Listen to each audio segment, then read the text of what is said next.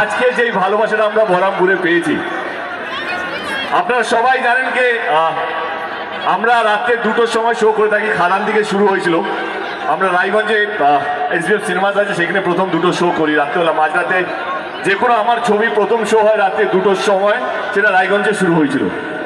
কিন্তু ধূমকেতু বহরমপুরে যেভাবে চলেছে বা এখনো চলছে, হাউসফুল হচ্ছে। আলী এখানে আছে, আলী যে আমার ভাইয়ের পার্টটা করেছিল, বহরমপুরেরই ছেলে। এটাই বলবো কি এখনো ধূমকেতু রমরমিয়ে চলছে। বহরমপুরে এখনো রমরমিয়ে চলছে। আমি আজকে কথা দিয়ে গেলাম, রঘু ডাকাতের প্রথম শো আমরা বহরমপুর থেকে শুরু করব। আমরা 2টো থেকে শো শুরু হওয়ার কথা। রঘু ডাকাতের বাংলার প্রথম শো বহরমপুরে রাত 1টার সময় কনফার্ম করে গেলাম।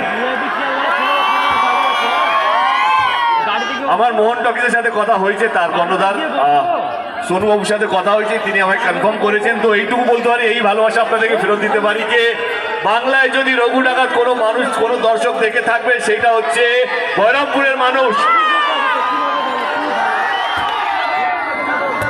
এই ভালোবাসা, এই আশীর্বাদের জন্য অসংখ্য ধন্যবাদ। রঘু ডাকাত এমন একটা ছবি যেটা আমার মনে হয় যে বাংলায় এর আগে হয়নি। এত বড় ক্যানভাস, এত বড় স্কেল। এবং রঘু ডাকাতকে নিয়ে আমরা সবাই পড়েছি ছোটবেলায়, যে ব্রিটিশদের সঙ্গে লড়াই করেছে, নীল বিদ্রোহ। মুর্শিদাবাদেও তার সন্ধান পাওয়া গেছে যে রঘু ডাকাত মুর্শিদাবাদেরও কোথাও একটা থাকতেন। এবং এখানেও মন্দির আছে, কালী মন্দির, যেটা ডাকাতিয়া কালী মন্দির বলে পরিচয়। তো এইটুকু বলবো যে বাংলার ইতিহাসের মধ্যে লুকিয়ে থাকা একজন সুপার হিরো, একজন রবিনহুড, তাকে নিয়ে সিনেমা বানিয়েছি আমরা সবাই মিলে, যার নাম রঘু ডাকাত। এই 25 বা 26 তারিখে ছবিটা রিলিজ হবে। এবারে আপনারা আপনাদের সব পরিবার নিয়ে প্লিজ ছবিটা দেখুন এবং সবাইকে বলুন ছবিটা দেখার জন্য।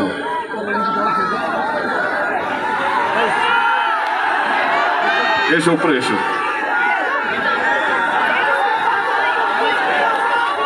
সবাইকে অসংখ্য ধন্যবাদ। আমাদের অনেক পুরনো বন্ধু, পুরনো পরিচয়। আর বেশি সময় নেব না, আমার টিম যখন সঙ্গে আছে।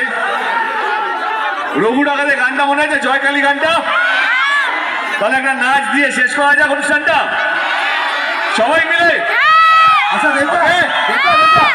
তার আগে আমি একটা অ্যানাউন্সমেন্ট আজ করতে চাই। তুমি এটা জানো না, বহরমপুরে কারা কারা রয়েছেন যারা সুপারস্টার দেবের সাথে কাজ করতে চান? তো স্বপ্ন দেখা ছাড়বেন না, কারণ রঘু